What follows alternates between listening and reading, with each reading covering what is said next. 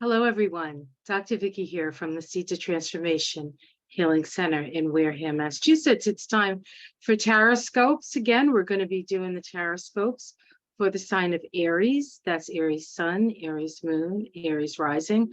We're going to look at a little astrology to start, and then we're going to get into the card reading. So we have an interesting month in August, not as fraught as let's see, March, April, May, June, July. But August does have its moments. We start August with a full moon and we end August with a full moon. And right in the middle of August, we have a new moon.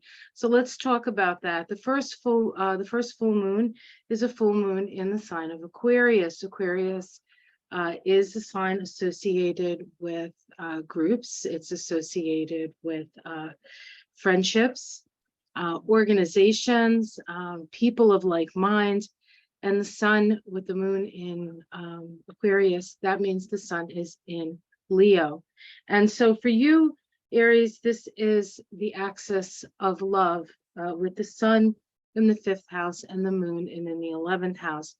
Full moons are always points of awareness. And so there is an illumination around the love that you give and the love that you receive. Is also awareness around personal love, Leo, and impersonal love, which is the love of the friends, right? Loving you no matter what. It doesn't matter. It's not taken personally, hopefully, of course, but the sun in Leo does bring in that personal side of things. We also have trines of Mars, which is your ruling planet, to Jupiter. That's occurring in the first week of the month.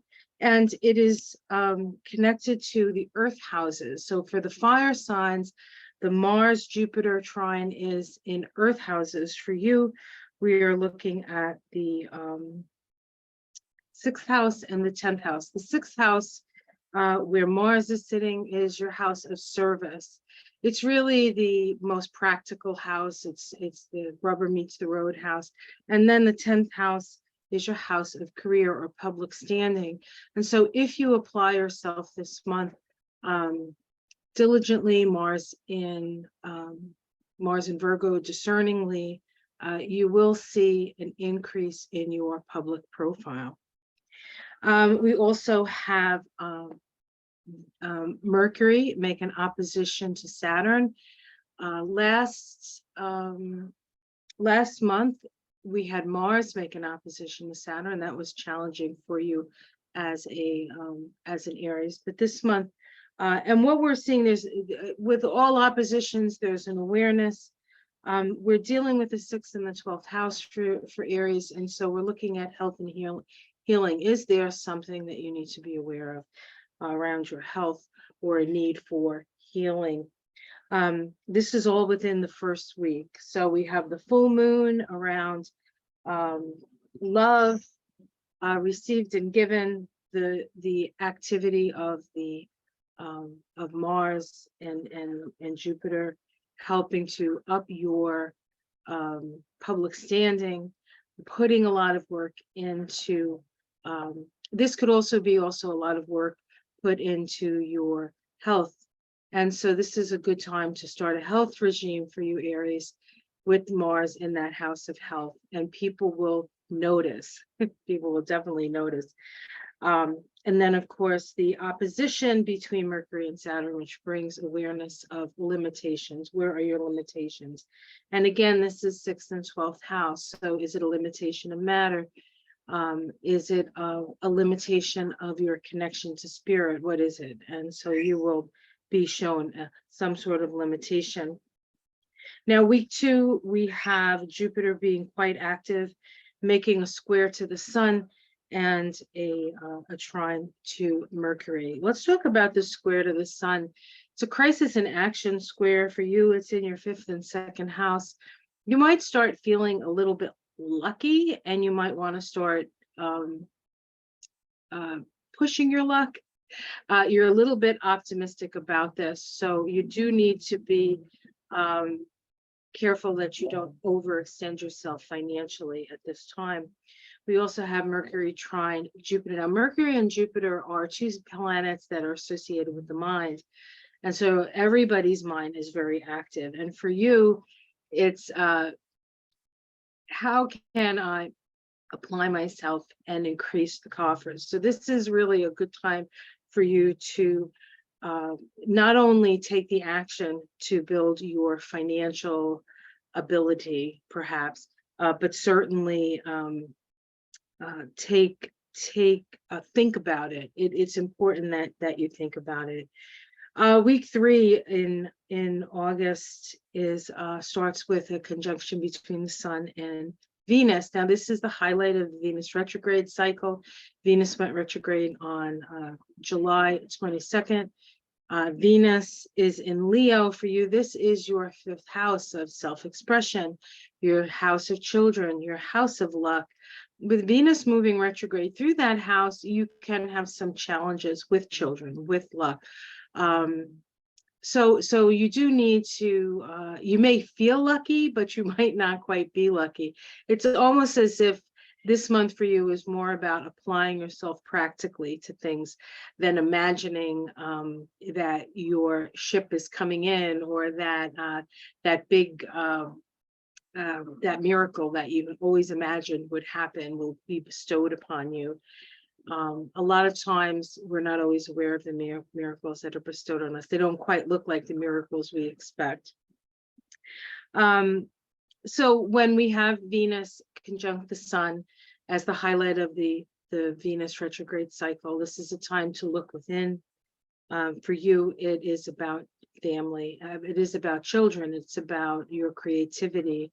It's a time to really search your heart and soul for what is most important to you and what you have to say about it.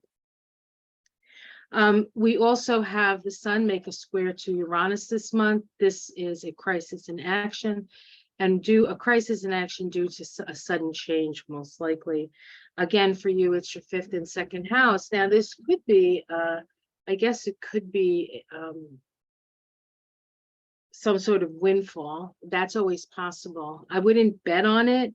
When you're dealing with Uranus, you don't really know. And even if you have a windfall, you don't really know how that's going to end up working out for you.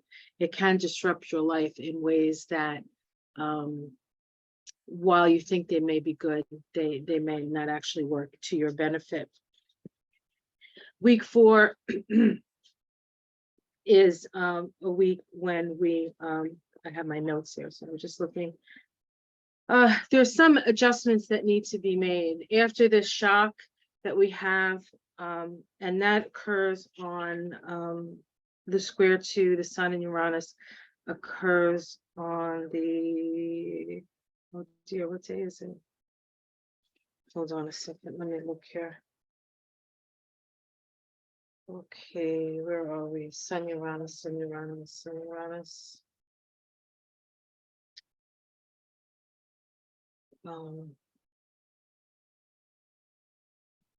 Okay, on the 15th.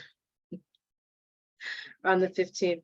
On the 16th, we have a new moon. Yes, we have a new moon in the sign of Leo.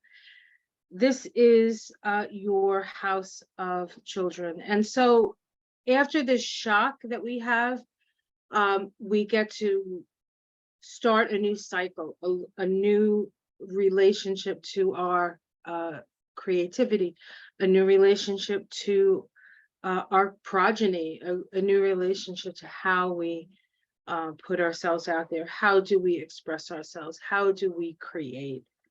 So new opportunities with the new moon in Leo. And we also have a trine between Mars and Uranus. Now, this is indicating sudden change, or an ability, a flow, where if you need to make changes, it's much easier to make changes. And those changes are in your earth houses. So this is about finances. This is about your values. This is about your career. This is about your work. So there can be both a new start with that new moon in Leo, aligned with this Mars-Uranus trine, which makes changing things much easier for you. Okay. In week 4, we have the need to make some adjustments. Now we've had this sort of unexpected on some levels, but also planned on other levels change for you. And there's a yod that's happening on the 4th week of August between on the sun, between Neptune and Pluto. The sun is your sense of purpose in life, and we're all going to have maybe a comeback, a come to Jesus moment, if we could call it that, about where we stand, what do we really stand for, what is really important to us, and how do we want to progress through life in a way that's going to not just help us, Aries, but also help the collective. And I think that's what this yod is asking us to do, is to reevaluate those things. And it is connected to what we believe. It's connected to our family of origin issues. It's connected to what kind of service we want to bring into the world. We also have an opposition between Mars and Neptune that's occurring on the 22nd. Anytime Mars is your ruling planet, makes an opposition to Neptune, it's really hard to see what direction to take. So it's difficult to actually take an action at this time. For you guys, it's your 6th and 12th house. Be careful around this time. If you overextend yourself, you could actually get ill. We may be overly optimistic, which really, Aries, you have a tendency. All the fire signs have a tendency. All the fire signs think they can take on way more than they can. The shadow of fire is Earth. And so what ends up happening with a lot of fire signs, you Aries included, is that you have these big plans and there's a limitation of matter, whether it's a limitation of matter because you're not strong enough, you don't have enough money, or you don't have the skills, the practical skills to be able to pull it off. So you do have to be careful of this in the 4th week. We do have the sun move into Virgo. That is your house of health. Again, another good time to look to your health regimes. And we have Mercury the same day stationing retrograde in Virgo. It's going to be in retrograde in Virgo mostly next month. I mean, it's starting now on the 23rd, but it is about a reconsideration, and it is your 6th house. So you may be reconsidering how hard you're working. You may be reconsidering your health regimes and the like. We also have Mars make a trine to Pluto. This is part of the Mars-Pluto synodic cycle. And there's a flow, and this is Mars is in Virgo, Pluto is in Capricorn. This is creative, self-expressive flow. For you, it is your 6th and 10th house. So we have this sort of almost stop-go kind of energy where we have big successes and then we have to sort of reevaluate, and then some big successes and reevaluate. And how do you move forward this month with that energy without becoming too sure of yourself, actually? So it's a step-by-step. Remember, your ruling planet for the most part is in Virgo, and Virgo has to be willing, Mars is your ruling planet, Virgo has to be willing to make adjustments as it goes along. That's how we improve upon things. So there's a lot of improving that needs to happen this month, but you get rewarded when you do it right. So it's a little bit of this, a little bit of that. The last week we have Mars move into Libra. That is your house of relationship. And so it goes from this energy, Mars being in Virgo, moving into Libra, goes from this energy of self-improvement in Virgo into relating to others. And now that we have the brand new Virgo, we have an opportunity to show ourselves to others and to start relating in an equal way. In an equal way, you will feel you are the equal to somebody else. And of course, that may create some argumentation, but it's nothing you can't handle. You do have to assert yourself. You also have to realize that you're not fighting yourself in this situation, right? Your assertions are not simply fighting something within yourself. And then we end the month with another full moon. This full moon is in the sign of Pisces. For you, this is your 6th and 12th house again. So there's illumination around karma, perhaps what you owe, what needs to continue to be healed, and how you're going to be of service to humanity. So that's kind of that's the dealio, guys. So hopefully that was helpful. I'm trying to get more organized when it comes to the astrology part. And so I hope you find that helpful. All right, so next we're going to take a look at the tarot.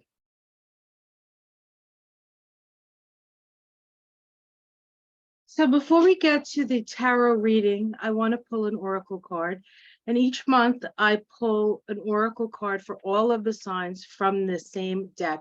And the deck we're going to be using today is the Animal Spirit Oracle by Colette Baron-Reed. So this is the Animal Oracle card for the sign of Aries for the month of August. So let's just see what we have here. Aries. Sorry about this, the lighting here, and here we go.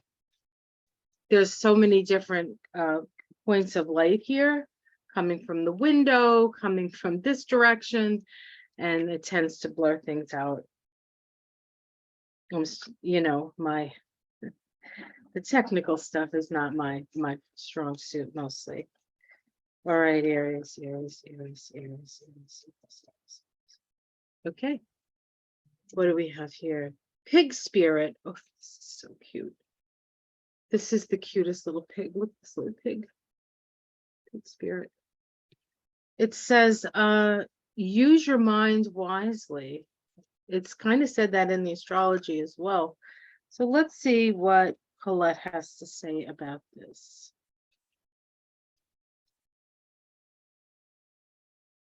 It'll be interesting to see how it lines up with the astrology, right? That's what I love about this stuff. It says, pig spirit appears to remind you of the right use of intelligence, a gift we all have that is meant to be used with love, compassion, and discernment. Intelligence means recognizing the value of intuition, parented with smarts and common sense, which leads to intelligent solutions. Remember, Mars, your ruler, is in Virgo, and it's all about intelligent solutions. When the pig appears, you are called to respect your analytical mind and use it for your highest good, recognizing that the facts must be considered even when they do not fit with what you already know. So it's about being open-minded as well. Spirit blesses us with wisdom when we allow pig spirit to nudge us into open-minded, thoughtful dialogues, whether with others or internally, as we mull over our ideas and what we have come to understand. You are intelligent and capable of clear minds and thinking, shaped by wisdom you have accumulated and the intuition that will tell you when you have more learning to do, because not all facts are in. Now learning to do because not, I'm so sorry. Let me try this again. Now is the time that your decision-making powers are reliable, for you are in alignment with pig spirit's keen intelligence. There you go, Piggly Wigglies. It's so cute. Pigs, of course, are some of the most intelligent animals that we have. So because Aries is all about new, I'm going to use my newest deck on you. This is the Spellcasters deck. And I just love I love the art. It's beautiful as always, and stuff. All right, and we'll do a Celtic cross here. We'll do a Celtic cross.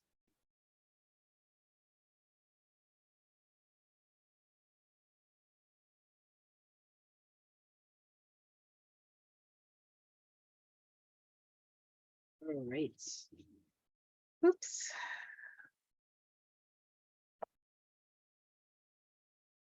Cut the cards. And let's see. Immediate environment. Ooh, the 10 of Pentacles.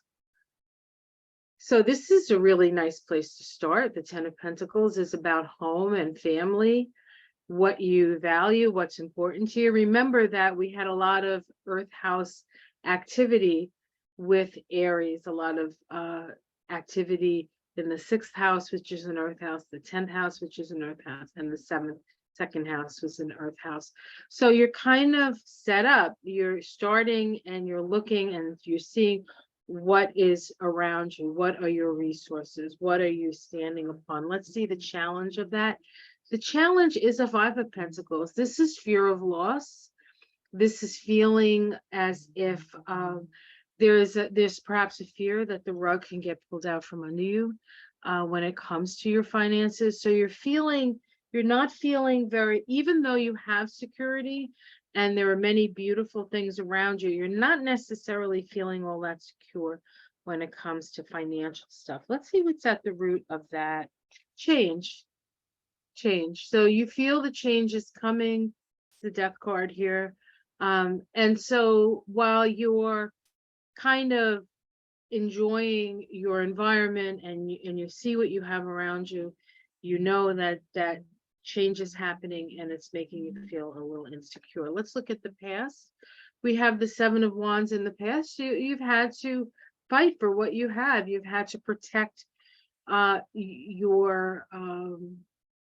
you've had to protect the ground that you stood on. You've had to stand up for yourself. You've had to show a lot of courage, which of course Aries is very good at. In the sky, we have the 8 of Pentacles, the 8 of Pentacles. And so this, we can see that there's some stormy weather coming up. The Spirit is suggesting to you that where you feel like that the rain could get in, that you need to shore that up. So maybe you need a new roof on your house, or maybe you need some repairs on the roof, but it's nothing that you can't do. But it's going to take a little bit more effort, perhaps, and a little bit more heavy lifting to get you to where you feel safer. But it's possible. That's what Spirit is saying. Your immediate future, we have the 4 of Swords. This is a reminder that you need to rest as well. Perhaps you need to get away a little bit. You know, once you've done this, you put this big rock on top to protect what you have. You need to take some rest. So it's applying yourself to the practical things that need to happen, but also taking into consideration that you need to rest, and more than rest your physical body, it's about resting your mind, because it is swords, right? So work hard and meditate often. Okay. How it's seen from the outside. You're seen, people are seeing you do your work. This is the work that you're here to do. So, and also how people see this from the outside can also be how the higher stuff sees it as well. And so you're doing your due diligence. So you're on the path, you're on your path. You see your domestic situation. So domestically, this is another meditation card. It's the Star card. This is an opportunity for you to find your guiding star. If you feel like you've lost your way a little bit, this is an opportunity to do that. It's a time of healing. It's a time of meditation. And so, again, you are protected. You are safe. You just need to calm the mind here. Hopes and fears. New opportunities coming. Of course, that's a hope for Aries. It's always a hope for Aries. And the outcome. Oh, the Two of Pentacles. So there's some, you do have to move things around a little bit financially. Perhaps you need to keep your balance no matter what's going on in the outer world, the ships in the background and the stormy sea. You have to pay attention to where you're at, especially around your finances. And let's see if we can pull a major arcana. Yeah. So we have the Two of Wands. So this is the Two of Wands is knowing what you have and looking out into the world to see what else is possible for you. And then we have the Magician, which is in a way a very much an Aries card. This is a Mercury card. This is about focused intention. Sorry, it's not clear. Let's see if I can bring it up, make it clearer for you. Again, the lighting is an issue here. As above, so below. So it's important that you focus. Underneath it all, we have the Three of Swords, which is heartbreak. The Seven of Cups, which is illusion. And the Page of Swords, which is listening. This could be a spy in the camp of some sort.